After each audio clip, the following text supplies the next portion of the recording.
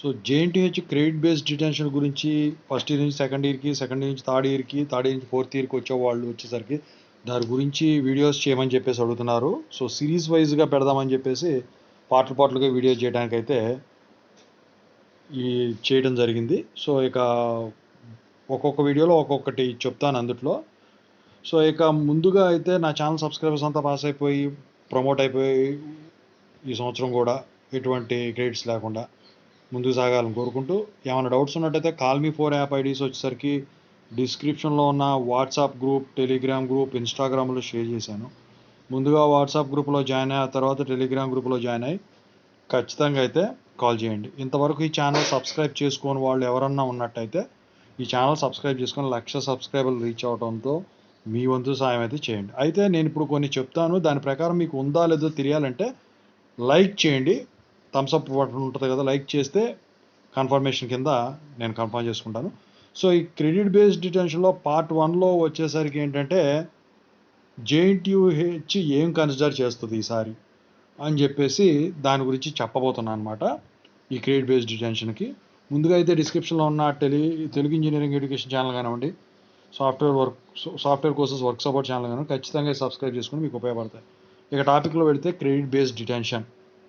So JNTH చాలామంది students అడుగుతూ ఉన్నారు, ఇంతవరకు డిటెన్షన్ లిస్ట్ రాలేదు సార్, మరి సెమ్ నోటిఫికేషన్ పడింది అనుకోండి, అప్పుడు మరి మేము కట్టేసుకోవచ్చు కదా, డిటెన్షన్ లిస్ట్ కాలేదు కదా అంటే జేఎన్టీహెచ్ ఎలా కన్సిడర్ చేస్తుందంటే మీకు నోటిఫికేషన్ ఇచ్చినప్పుడు డిటెన్షన్ లిస్ట్ అనేది మీ కాలేజ్ ఎగ్జామ్స్ వెళ్ళేవాళ్ళకి పంపిస్తే మీరు ఎగ్జామ్ ఫీజు కట్టడానికి అప్లికేషన్ వెళ్తారు కదా, అప్పుడు ఒకవేళ మీరు కానీ డీటెయిన్ అయితే క్రెడిట్ సరిపోక రిలాక్సేషన్ ఇస్తారా డిటెన్షన్ గురించి ఇస్తారా అని తర్వాత మాట్లాడుకుంటే, సో అప్పుడు మీరు డీటెయిన్ అయ్యారు అని చెప్పేసి వాళ్ళు చెప్పడం అయితే జరుగుతుంది అనమాట. అప్పుడు మీకు ఆ ఎగ్జామ్ అప్లికేషన్ ఫీజు కట్టించుకోరు. ఇది లాక్డౌన్ ముందు వరకు ఇలాగే జరిగేదన్నమాట. ఈ మధ్యకాలంలో వచ్చి ఆ తర్వాత వచ్చేసరికి చాలా రోజులు తీసేశారు. అయితే రిలాక్సేషన్ ఇచ్చారా ఈ తర్వాత మాట్లాడదాం.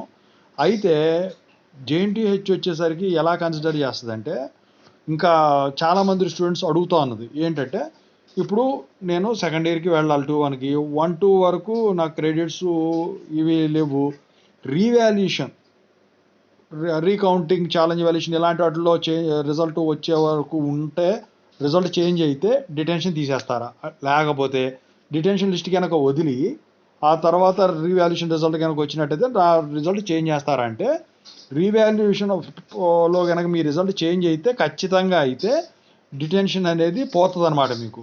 ఓకేనా? ఎందుకంటే అది వాళ్ళ తప్పు కాబట్టి. అది ఒకవేళ క్రెడిట్స్ సరిపోక 1-2 నుంచి 2-1కి వెళ్ళకుండా, 2-2 నుంచి 3-1కి వెళ్ళకుండా, 3-2 నుంచి 4-1కి వెళ్ళకుండా మరి ఉన్నట్టయితే జేఎన్టీహెచ్ వచ్చేసరికి మీరు డిటైన్ అయిన తర్వాత సప్లీ ఎగ్జామ్ రాసుకున్నాక మిమ్మల్ని ఆ క్రెడిట్స్ యాడ్ చేసి మీ ఫ్రెండ్స్తో పాటు కూర్చోవడానికి కన్సిడర్ చేస్తుందా అంటే ఖచ్చితంగా అయితే కన్సిడర్ చేయదండి. ఒక్కసారి డీటెయిన్ అయిన తర్వాత సప్లీ ఎగ్జామ్స్ రాశారు అంటే ఆ క్రెడిట్స్ వచ్చినాయి అంటే మళ్ళీ 1 ఇయర్ ఆగాల్సిందే. అప్పటి వరకు కూడా మీరు చేయటానికైతే ఎటువంటి పరిస్థితి ఉండదు. ఓకేనా? సో మరి అప్పటి వరకు ఏం చేయాలి? అప్పటి వరకు ఏంటంటే మీరు క్రెడిట్స్ తెచ్చుకున్నారు అంటే మిగిలిపోయిన సబ్జెక్టులు క్రెడిట్స్ తెచ్చుకోగా మిగిలిపోయిన సబ్జెక్టులు ప్రిపేర్ అయినా అవ్వాలి, లేకపోతే ఏదైనా కోచింగో లేదా పార్ట్ టైం జాబ్లో ఇలాంటివన్నా చేసుకుంటూ ఉండాలి. అంతకు మించి వేరే ఆప్షన్ ఉండదు. సో ఇక సెకండ్ పార్ట్లో ఇంకా మిగతా విషయాలు మాట్లాడదాం. ఓకేనా? Thank you so much.